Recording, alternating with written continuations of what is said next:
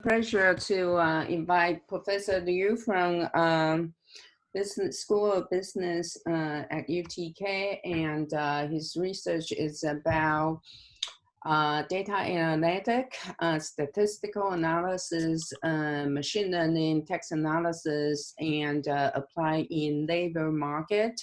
And the reason I invite him to give a talk is because this gradual, like increase interest in machine learning in a lot of sectors, including energy and labor, business and behavior. So I think I won't talk about too much. That's welcome Dr. Liu from Business School to give us a talk. Thank you.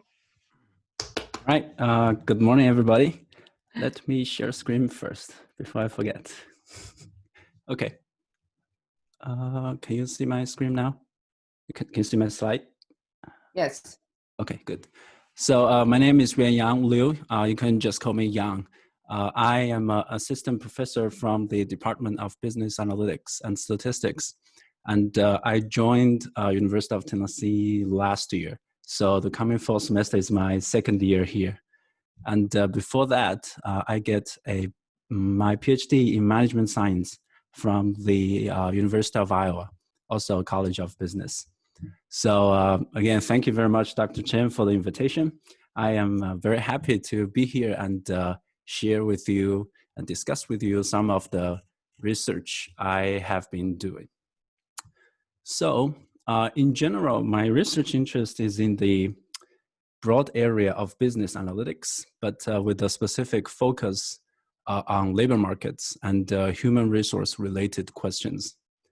At the high level, the reason why I think business analytics or data science or big data, however you want to name it, why this is an interesting research area for me is because now we really have new data sources and new data science analytical tools so that we can, on the one hand, tackle new problems that are previously impossible to answer.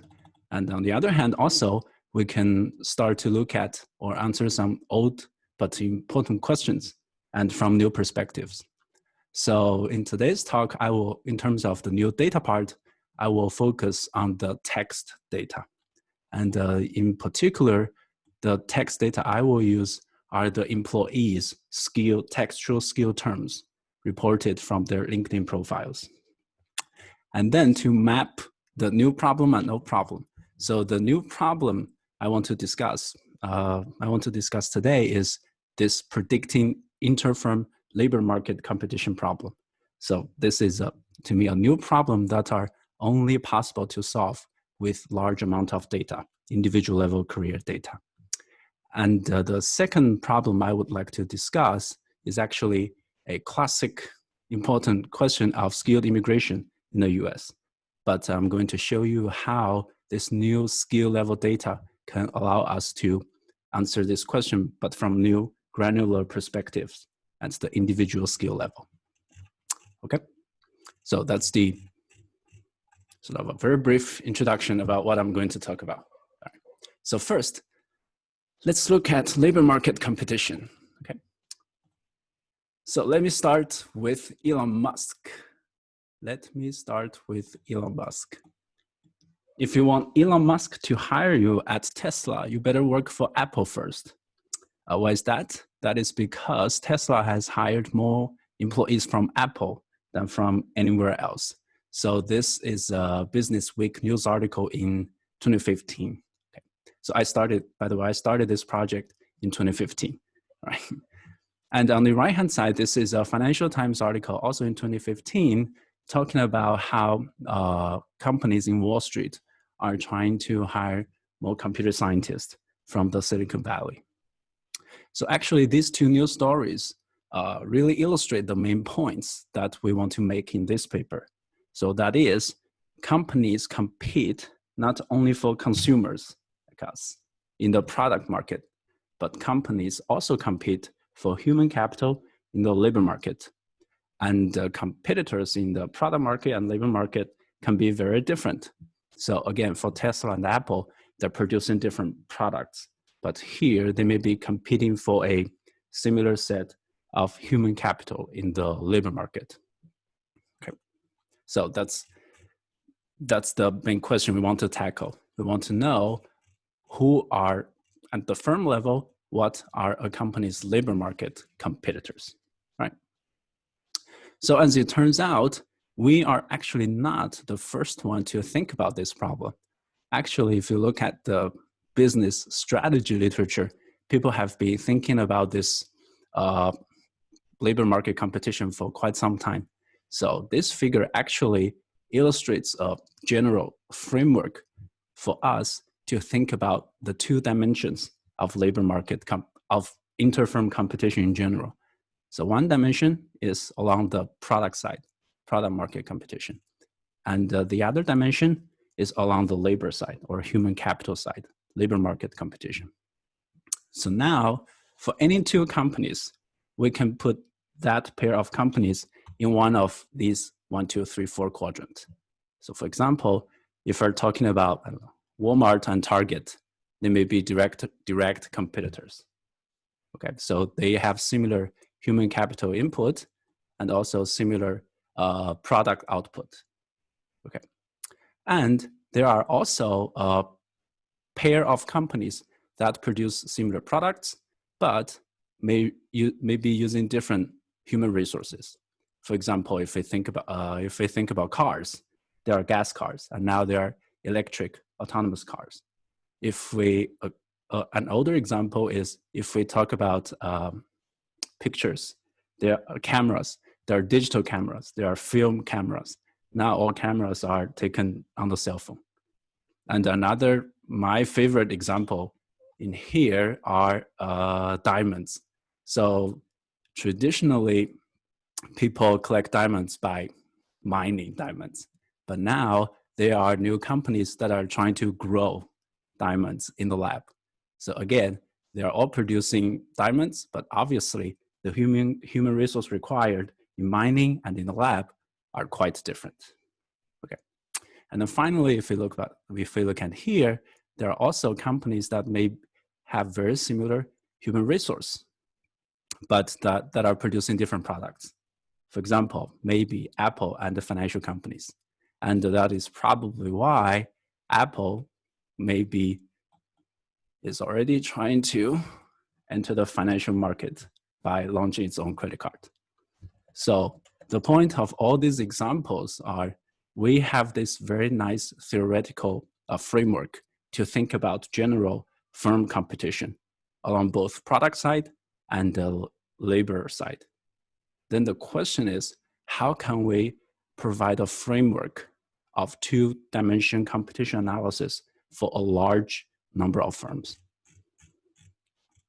That is, what I really want to do is, you give me one company, I will tell you all the other companies, where are those companies falling in this map? Okay, so if we want to do that for a large number of companies, there are at least two challenges. So first big challenge is simply the measurement of human capital.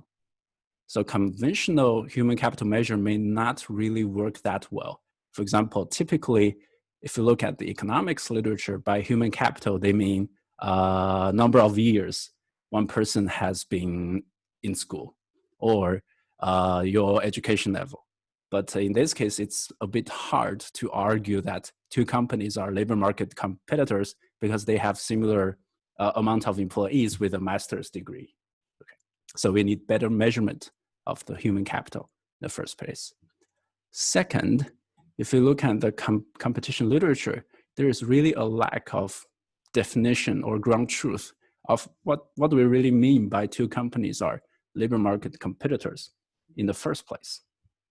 Okay, so if we have these two challenges in mind, measurement of human capital, definition of labor market competitor, that's when the new data show its value. Okay, so how can we answer this new question with new data? All right, so the data set we have include over 89,000 LinkedIn profiles publicly available. Okay, so for each of the employee profiles, we can observe that person's job histories. So from at this time period, this person is working in, I don't know, Microsoft, and then jump to, I don't know, General Electronic, and then this year jump to another company. Okay, so we can observe individual job history. Okay, and another key part of the information is that we can observe individuals' reported textual skill terms. Okay, so I'm going to show you more specific examples here, right? So by the way, any questions at this point?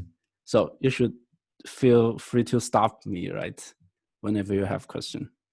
Sounds like I need to work for Apple now. If you want to go to Tesla.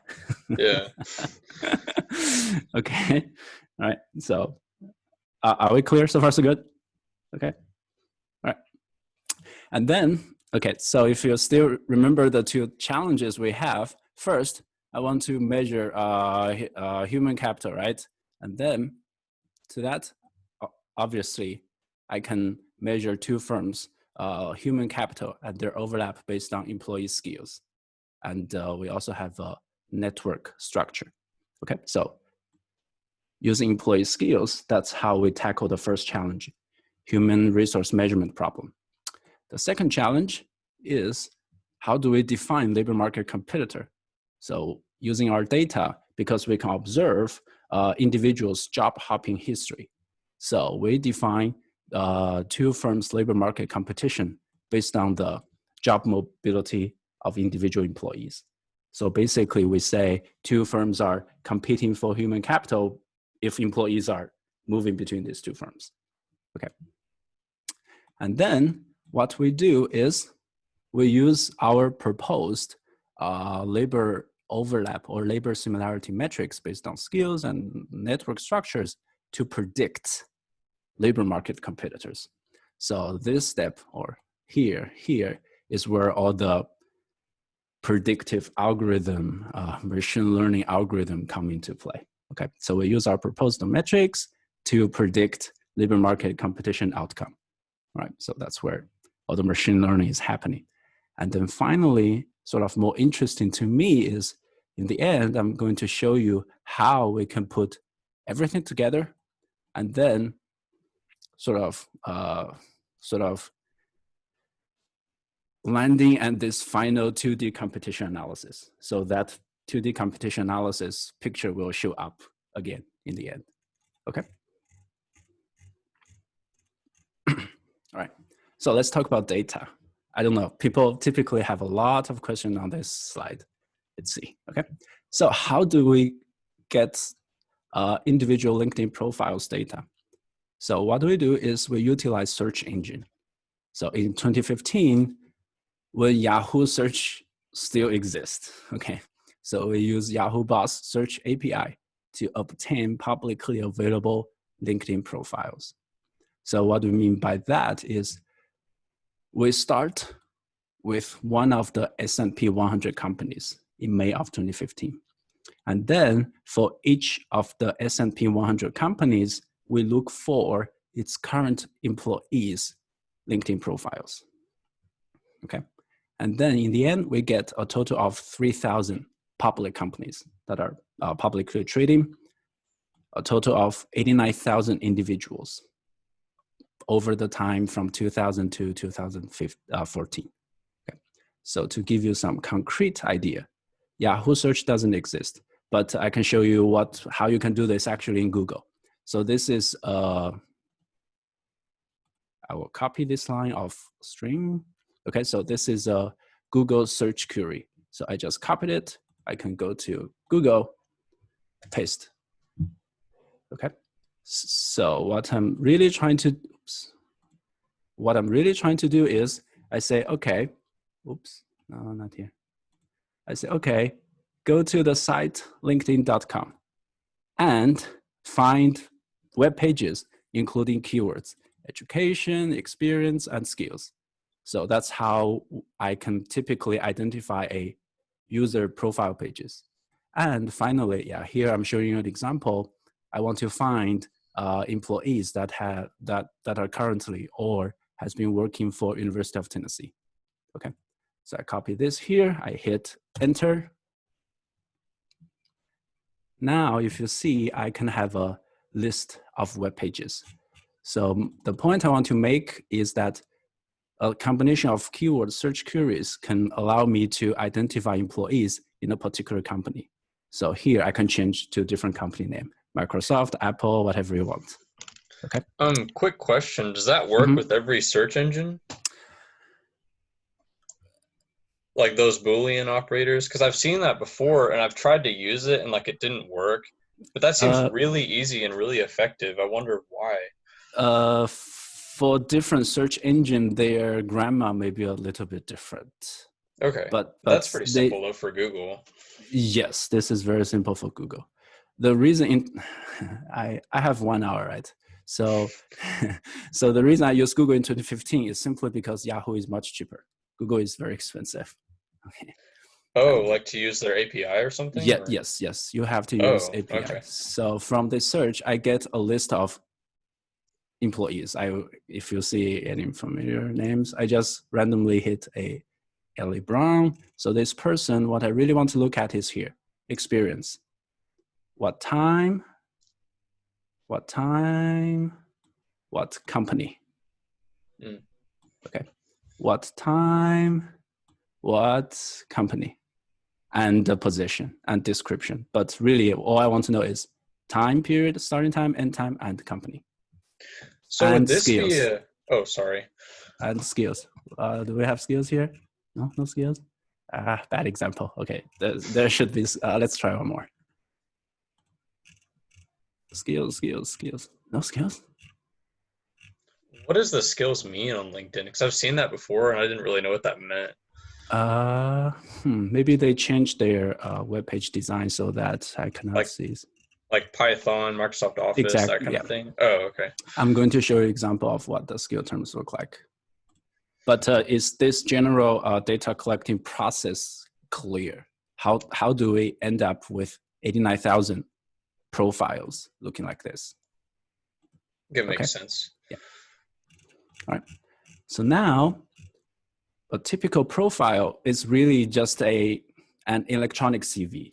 So the way really I think about this is I have those people's resumes. Okay. And typically in a resume, you report your job experience and what company, what's the start year, what's the end year. You typically will report your education, school, degree, major, year, and skill terms. Okay. So very importantly, from all the individuals' job experiences, we can identify a set of employees working in a firm in a particular year. Do you agree with that? Okay, so this one person, 2010 to 2012, University of Tennessee. Another person, 2009 to 2015, University of Tennessee. Then in 2011, if I'm correct, at least those two persons are all working in University of Tennessee. Okay, all right. So by individual job experiences, we should be able to identify a set of employees working in a firm in a year. And then we can aggregate individual features at the firm level.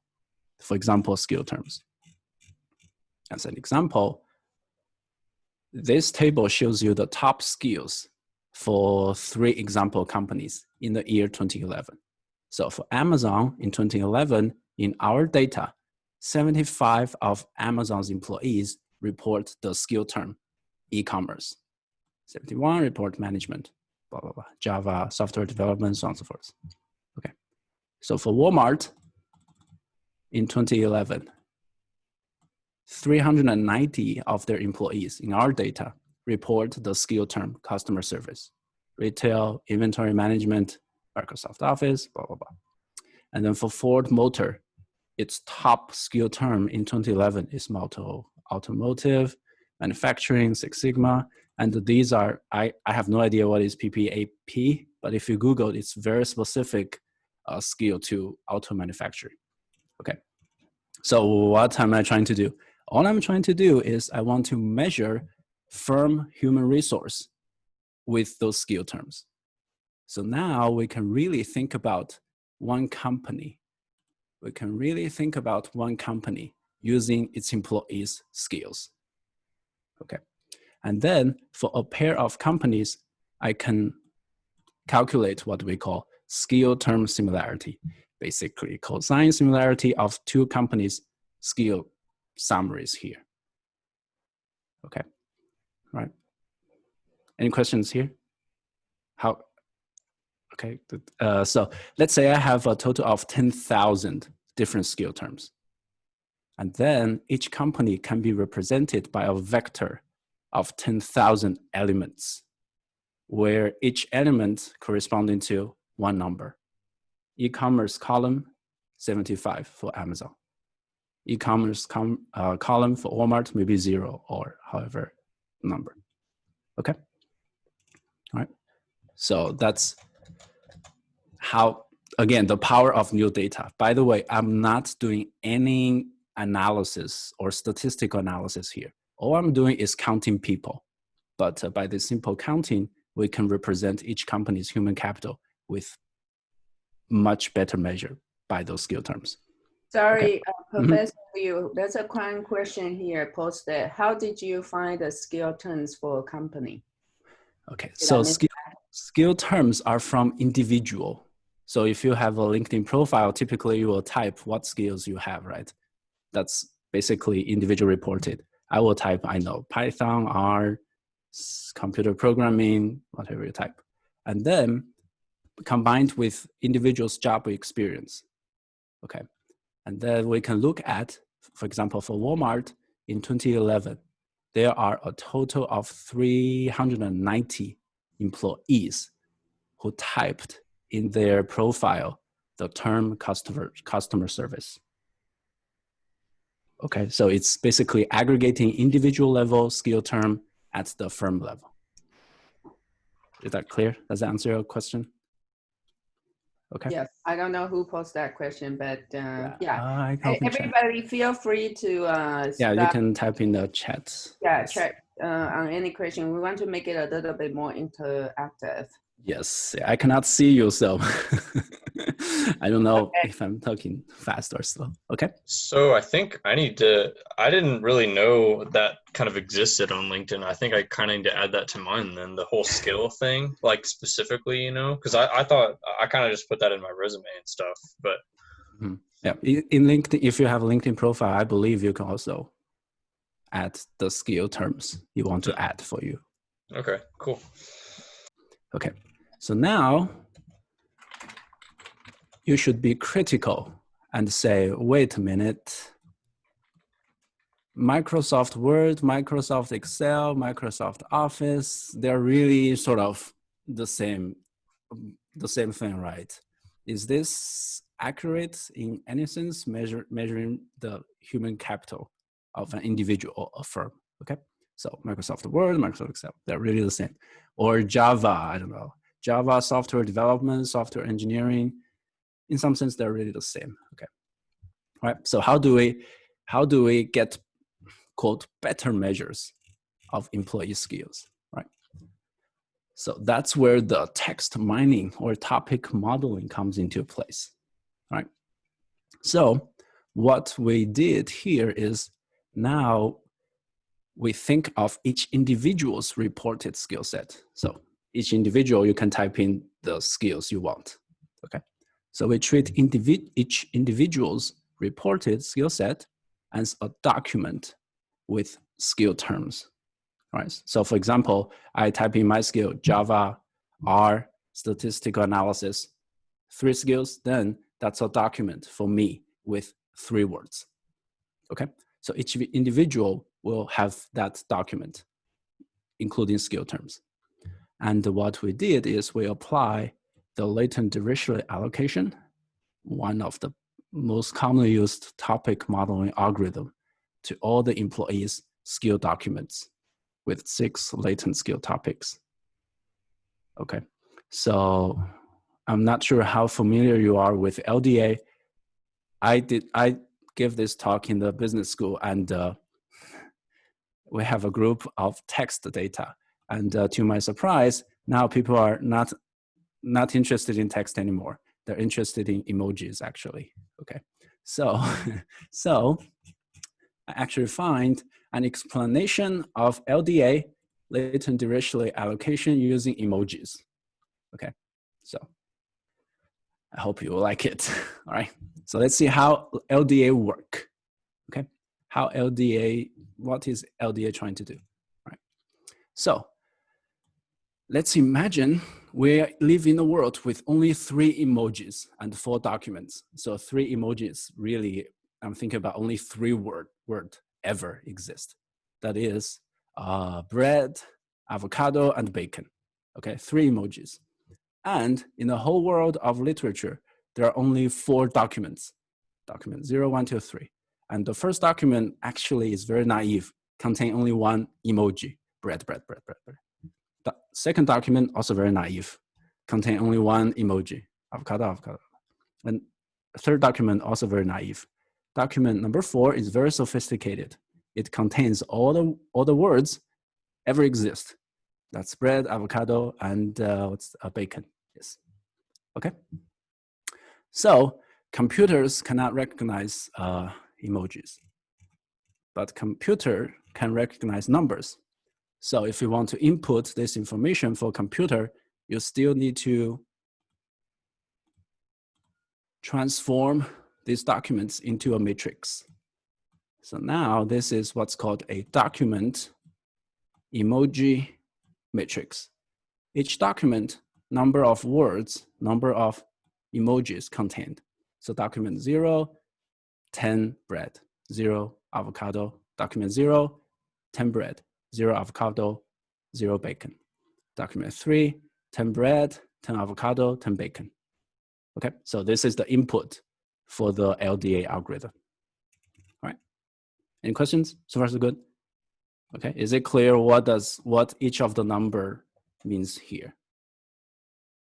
Okay. So just like how much of each is in the document. Yes, exactly. This is simply counting words, right? Now, yes, this is important. The goal of LDA, latent dirichlet allocation, is to find latent topics represented by emoji distributions that generates the documents. So the first output of LDA is what's called a topic term, topic emoji distributions. So for each topic, now we look at the columns, each topic is represented by a distribution of words, in this case, emojis. So topic 0, 99.9% avocado, 0 otherwise. Topic 1, 99% bacon. Topic 2, 99% bread. Okay, so that's how we define, how LDA discover and represent topics. Okay. Second output from LDA, latent dirichlet allocation, is called document topic distribution. Okay, so for each topic, it represents it with a distribution over topics. So now let's look at the rows. For document number 0, its distribution is 93%, 94% document topic 2, 3% topic 0, 3% topic 1. So each row should sum up to 1. Okay, okay. So the crucial question is, what are we doing here, right? Okay, what are we doing here? So the key assumption down here, okay? So LDA assumes the following document generating process. So how is document 0 actually written in the world, all right, in the world of LDA? So it assumes for each document, first, it choose a topic. Step 1, choose a topic. Step 2, choose a word, emoji here, from the chosen topic. Okay, so choose topic, choose word from the topic. Now, how about document 1? Let's try to write document number 0. What topic will we choose? Well, probably topic 2, right? It's 94%. Okay, so let's say first word we write, pick topic, topic 2. Go to topic 2, what word do we pick? Bread. So we write bread for topic 0, for document 0, sorry. We want to write another word, okay, do the same thing. Pick topic, well, maybe topic 2 again, because it's 94%. Then go to topic 2. What's the next word? Well, topic 2, only word bread. So if we do this many times, you can imagine in document 0, what's the most likely word? Emoji, bread. Do you see that? What's document 0 in reality? Bread, bread, bread, bread, bread. Is it clear? Okay, okay. So these numbers are the output of LDA. But why these numbers, quote, good in any sense? It's good because if we assume this document generating process, it will fit the data well. By fits data, we mean that if we follow this process, it's very likely we will reproduce the emojis in each of the documents. Okay. All right. So is it clear? Can I move on? Okay. So if you're clear, if you can understand emojis, let's jump to the skills I'm talking about. All right. So now each individual have a set of skills, and I have a matrix, employee skill matrix, dump it into LDA algorithm. And here shows the skill topic distribution over skill terms. So for example, there is one skill topic where the most likely word is Microsoft Office, Microsoft Excel, customer service, Microsoft Word, so on and so forth. And we call this skill topic analyst admin. Okay. And another topic identified by LDA with top skills, pharma, biotechnology, blah, blah, blah, we call it biotech. And another topic, we call it manufacturing. Another topic, we call it sales HR, customer service, retail, merchandise, blah, blah, blah. And very clearly, we identify a skill topic, including all the software programming skills, Java, SQL, C++, integration C, so on and so forth. And also very clearly, we see a skill topic representing management skills, management, project management, process improvement, strategy, so on and so forth. Okay. So now we can represent one document with 6 numbers. Each individual probability of topic 1, probability of topic 2, topic 3, and so on and so forth. Okay. And then for a company, so now from skill, we aggregated at the individual level. And the individual level, we can further aggregate at the firm level. So each firm can be represented also by 6 numbers, simply adding its employees distribution over the 6 topics. And then that's what we call by skill topic similarity. Okay, so that's the cosine similarity of 2 companies' employee skill distributions. Okay, all right. So again, what are we trying to do here? All I want to do is using the skill terms to measure human resource. Okay, so by one way to do it is really do not apply any statistical analysis just by counting skill terms. But a better way maybe is to identify the underlying categories of skills and then aggregate at the firm level. Okay, to measure firm level human resource, right? I will skip the network because I only have 1 hour, okay? So what we have done so far, if you're following me, is we now have a set of skill-based and network-based human capital similarity metrics, okay, at the firm level. And then what we observe is that our proposed firm similarity in human capital actually is very predictive of employee mobility between firms. So here I'm really skipping a lot of analysis here, right? And we observe this improve in predictive utility in addition to, in writing paper, we always need to have a lot of control variables, right? We control for firm revenue, firm size, product market similarity, and conventional human capital measures. For example, for each firm, we can see how many employees you have as a master degree, PhD degree, and so on and so forth. Okay, so 2 sentences. these two proposed metrics are predictive of employee mobility. Okay. Finally, for this one, this is the the promised final product I'm going to show you. Okay. So now I am really talking about only one company, Pfizer, the pharma manufacturer, right? So Pfizer, we're talking about Pfizer. And in 2013, there are a total of 2,081 other companies in addition to Pfizer. Okay, all right. And then if we look at the left subplot here, each dot is a dot of product similarity, how similar Pfizer is in terms of product with another firm, one of the 2081, between Pfizer and all these firms in product similarity and skill similarity. Skill similarity we have talked about, okay?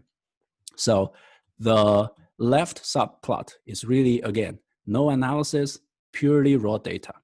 Okay, I can look at similarity between Pfizer and all the other companies in product and the skill overlap.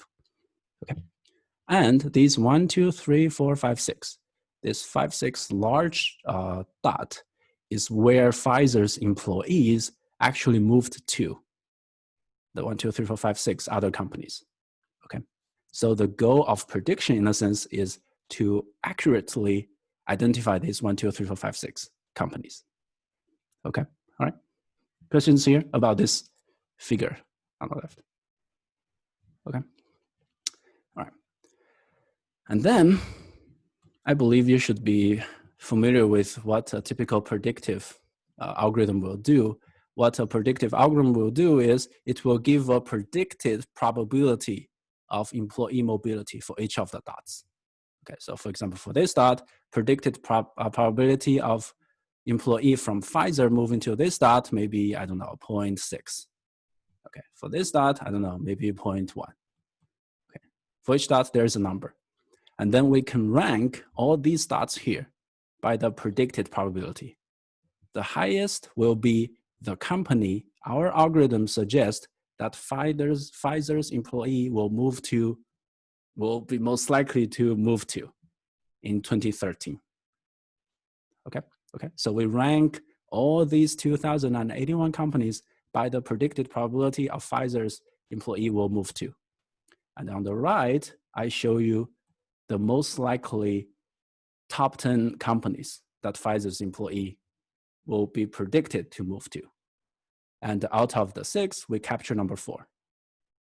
Okay, all right, so out of 2,000 companies, by looking at 10 of them, top 10 of them according to our model, we can capture 66% of the true employee labor market competitors.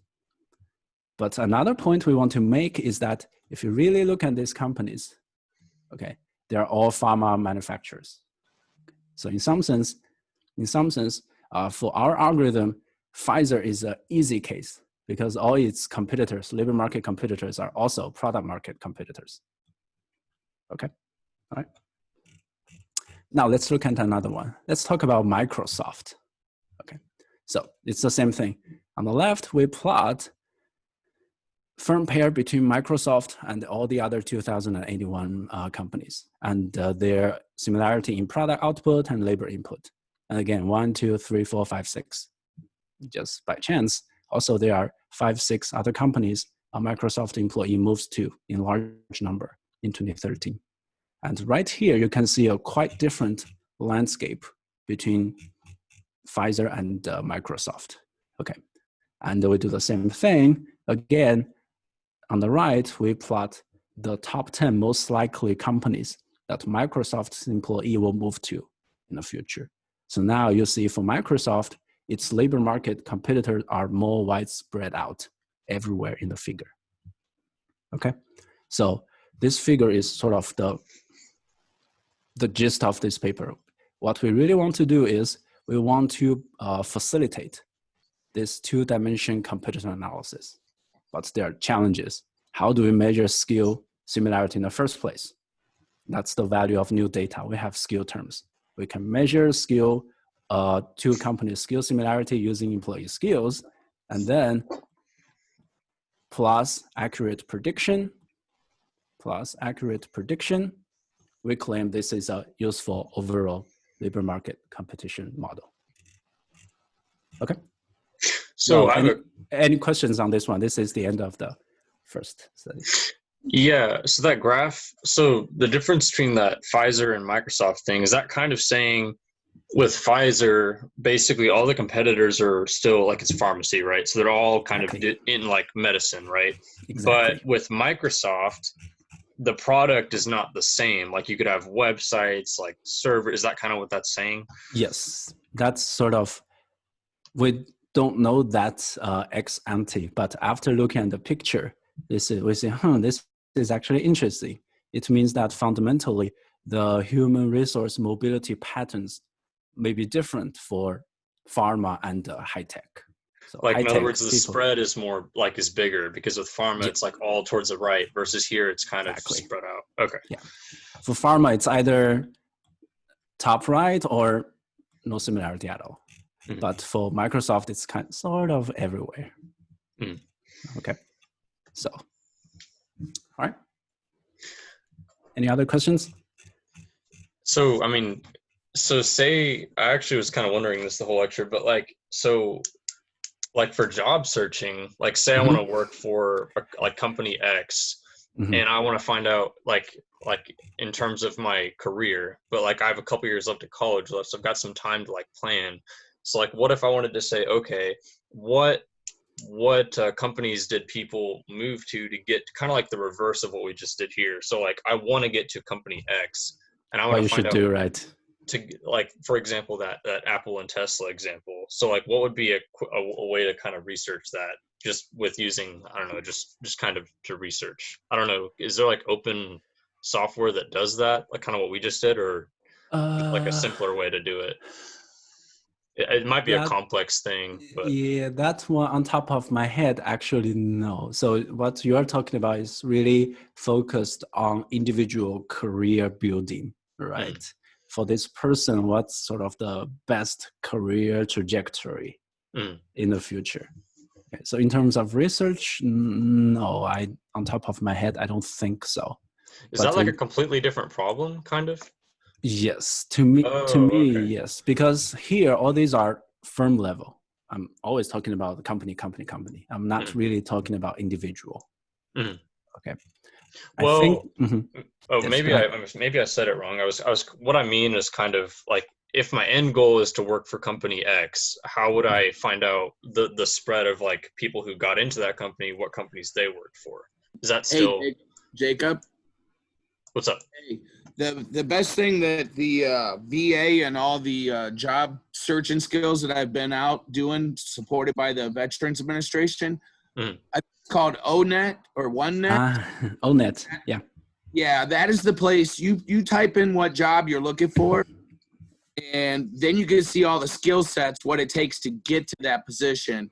And it'll help you define, the companies and that. Like you'll just Google on there. I'll say Google, but you'll search like, I want to go to company X with these job skills, and then it'll kick it out for you what you need to do to get there. Okay, that's pretty cool. Yeah. ONET, it's free. I mean, OneNet's free, or ONET, whatever it's called. ONET, Yeah, it's free. That definitely helps you in building towards your career goals. Yes. Is it called? So I just Googled it. Is it called O*net, all caps? That kind of. O*net. Okay, that's what I found. Okay, cool. All right. Good luck, buddy. Oh, thanks. That's really good. I never heard of that, but that's kind of where I'm at. Like, I really want to. I found a couple companies that I think would be really cool to work for, but at this point they seem kind of like in the clouds. Like, there's no way I could, So that's really helpful. Thank you. Yeah. So, one more sentence on ONET. Actually, Dr. Chen and I are using ONET to pursue some other research. Yeah, ONET. That's cool. It's called Occupation Network. It's a database organized by census, to classify different jobs into occupations. I've never heard of it though. That's really good though. So I have 15 minutes. Okay, so This paper, I started in 2015, and just last month, finally, it's accepted in publication. Okay. And then in the summer of 2017, that's still in my third year of PhD, I was thinking, okay, I'm pretty much done with the firm level study. What else can I do? Because I need to write papers, right? And then what else can I do? Well, we can look at industry level studies. So that's actually goes back to Jacob's observation. Maybe we can look at pharma versus IT in different career patterns. For example, for pharma, people just move within pharma, but for IT, people move everywhere. Is that true at the industry level or not? Okay, we can have an industry level study. We can have a more granular study at the skill level. So if you know Netflix, say you watch this movie, you should also watch this. And then for firms, can we do the same thing? If you hire, I don't know, Java, you should also hire whatever. Okay, so can we do that? It turns out we didn't do this too. Okay, it turns out what we did is an individual level turnover study. Because if you remember what the data structure we have individual levels resumes. So we can actually observe the job mobility pattern and what time one individual moved from firm 1 to firm 2. Okay. And then what we really did is, I hate to say it, but we did something sort of creepy, all right? So we can identify individual's gender using your first name. We can identify your age based on the college graduation year. And then we can observe your education. And then from education, we may be able to identify national origin, okay? So this is not my original idea. I was working with another geographic information system, my PhD cohort. He works with the geographic data set. And he introduced me to the Google GeoSearch API so that I can search for each school's location and identify people's sort of, where are you coming from? If I look at your graduate school, high school location, okay? So what we did is we say, okay, we want to predict individual turnover. So it's very straightforward. This person, whether or not next year, this person will job hop. And we use these variables, okay? Sort of diversity-based variables. But after thinking about this, I say, wait a minute. We see people's job turnover history. We see where are people coming from, right? Then let's study something sensitive. Let's talk about immigration in the US. Okay, so essentially we see where are people coming from, and then we see when people leave their jobs. Okay, so the idea is this is the one sentence question we really want to see. What effect do the high skilled immigrants have on the native US workers' jobs? So again, we see people's job turnover, we observe people's job turnover, and we can identify where are you coming from nationally. So is it true that when a company has more foreign-born workers, then we observe native US workers starts to job turnover for US native workers, job turnover will increase? Do we observe from this data or not? Okay, all right. So there are, to motivate it, I don't think I need to motivate this problem, okay? But I think the important, yeah, I will just start from here. Okay. To motivate this, there are, of course, heated debate. On the one hand, Bill Gates says that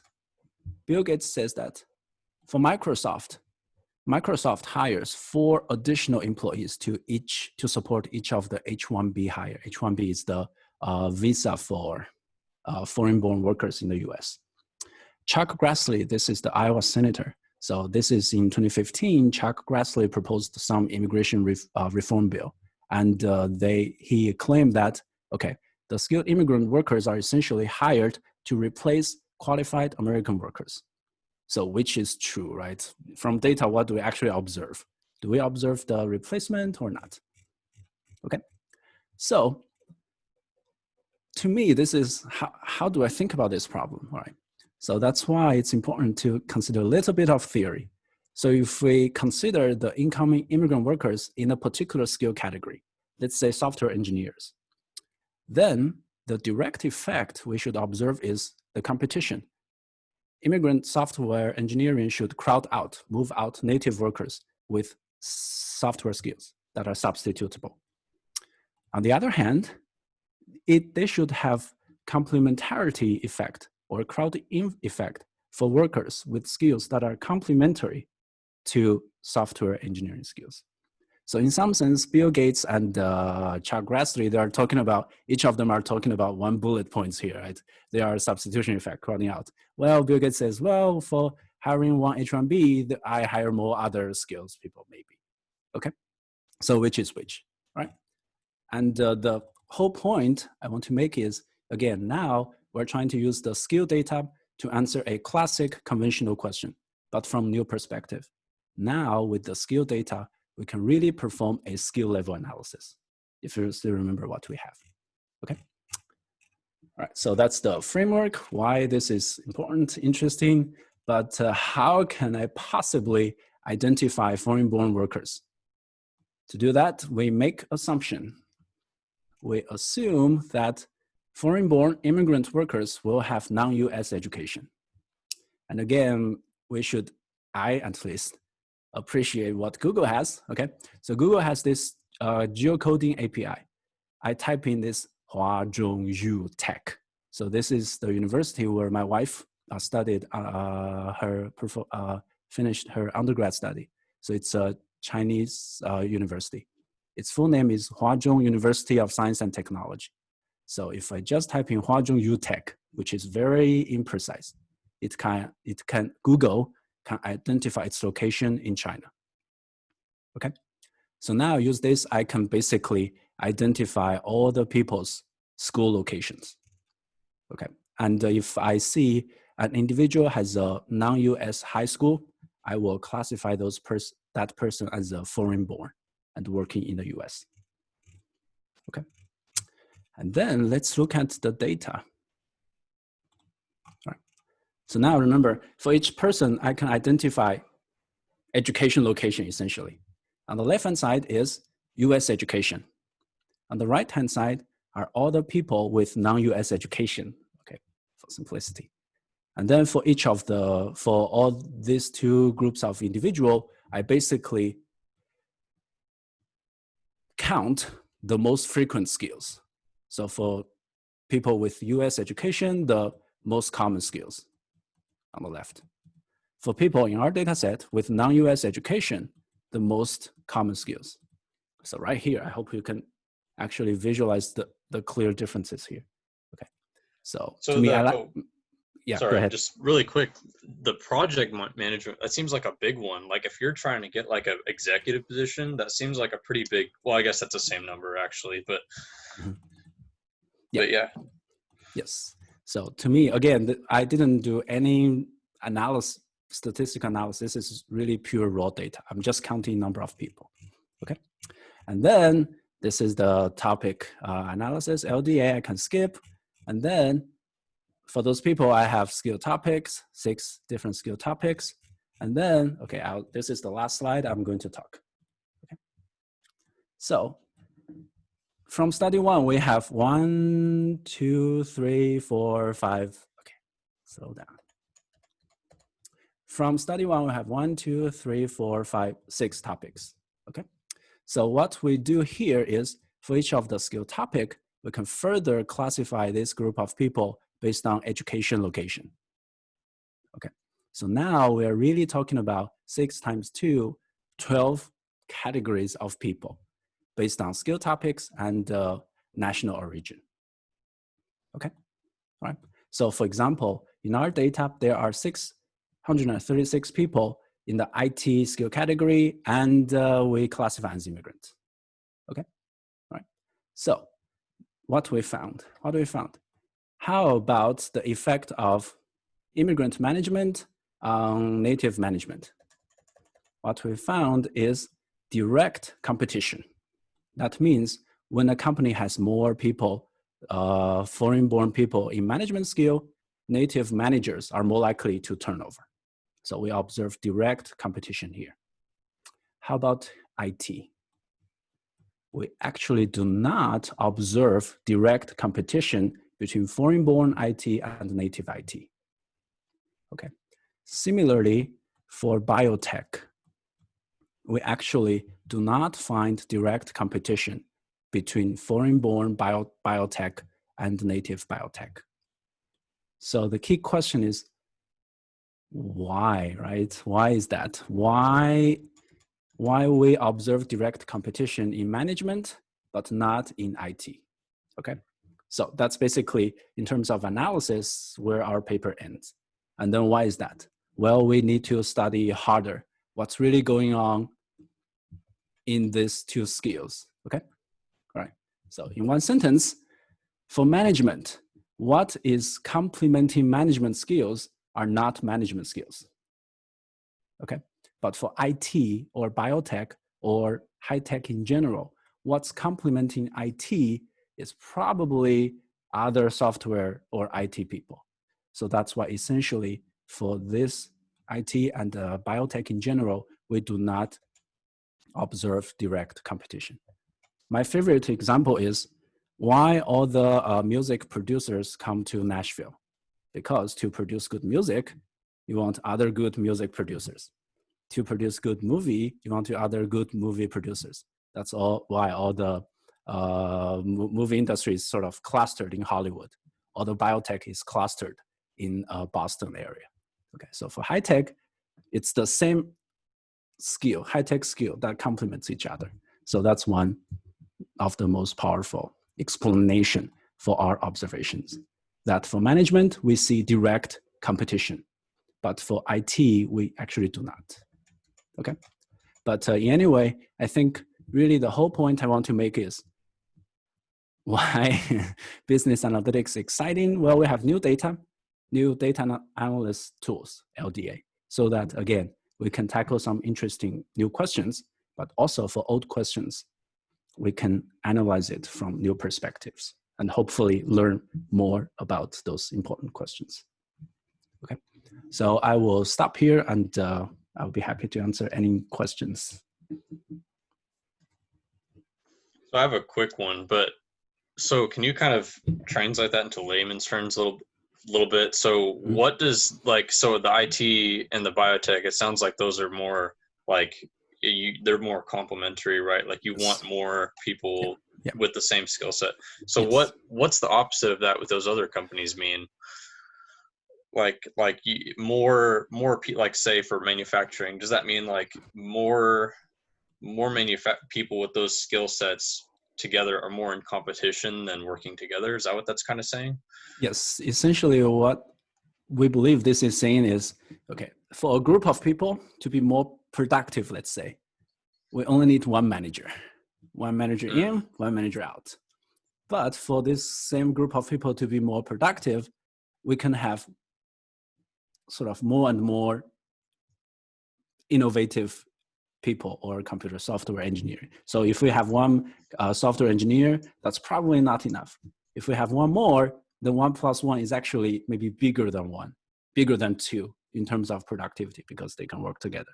So there is sort of a complementarity between these people with same sort of skills. Just like your research group. Well, if you work by yourself, it's not really that productive. But you have one collaborator working on the same project, 2 of you may be more productive. And then if you add one more, maybe it's even more productive. So that's essentially, ultimately, it depends on the nature of management skills and IT or innovation related skills. Okay, thank you. Yeah. That's our explanation. So what we observe from data is direct competition within management, but actually no direct benefit effect within IT. So why is that? Okay.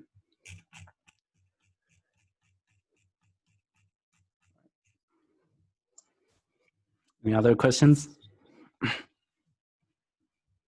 I hate to keep being the main person, but kind of my last one. But as far as like industry, what just kind of general thoughts as far as I don't know, like other companies to work for?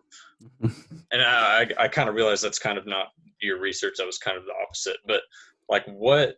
So like as far as the defense industry, like and as far as like the technology aspect, like the manufacturing of defense technology, what well, yeah, I guess that's not really your expertise, but yeah, kind of thoughts on that maybe, or my very general answer is, so at the industry level, there is large variation in terms of people's career patterns, as we have seen pharma versus IT. So at the industry, we didn't really dig into the industry level. So that's why I really cannot provide specific. But yes, if you are interested in particular industry, I guess, yeah, you really should have a very focused sort of research online or wherever to that specific industry, because there are many, many different interesting questions just focused on specific industries. For example, clean energy, Dr. Chain's working on, so on and so forth. Okay, thank you. Yeah, thank you. Thank you very much. Thank you so much for your presentation. If you have any other questions, the invitation. yes, and I will stop recording.